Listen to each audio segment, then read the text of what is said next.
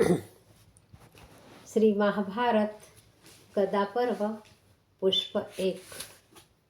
धर्मो रक्षति रक्षितः।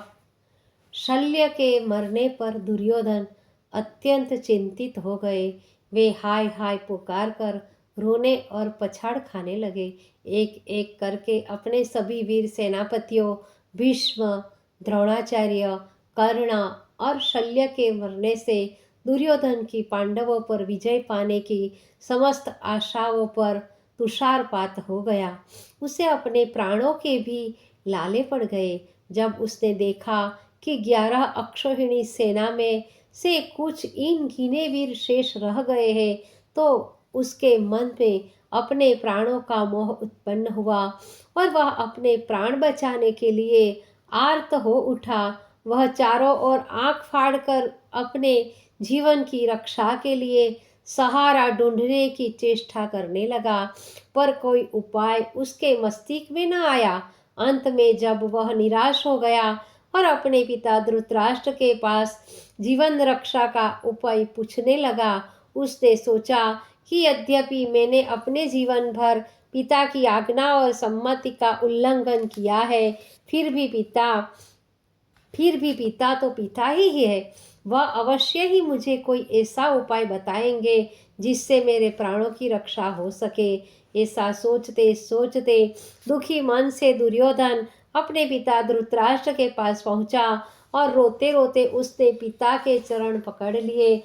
धृतराष्ट्र उस समय दुर्योधन के आने से बड़े अचंभे में पड़े कि यह इस समय किस कारण मेरे पास आया है। दुर्योधन ने कहा कि हे महाराज, युद्धस्थल में मेरी सेना के सभी प्रसिद्ध और अद्वितीय वीर पांडवों द्वारा मारे जा चुके हैं। यहाँ तक कि मेरे सभी भाई भी मर चुके हैं। अब आप कृपा करके कोई ऐसा उपाय बताइए कि जिससे मेरी प्राणों की रक्षा हो सके, अन्यथा प्रातः काल होते ही भीम की गदा मेरे इस शरीर के टुकड़े टुकड़े कर देगी, इसमें तनिक भी संदेह नहीं है। धृतराष्ट्र ने कहा, हे पुत्र, तुमने स्वयं अपने कर्मों से इस कुल का नाश कराया है। यदि तुम पांडवों को अपना भाई मानते और उनसे चाल न करते तो आज तुम्हें अपने प्राणों की चिंता न होती।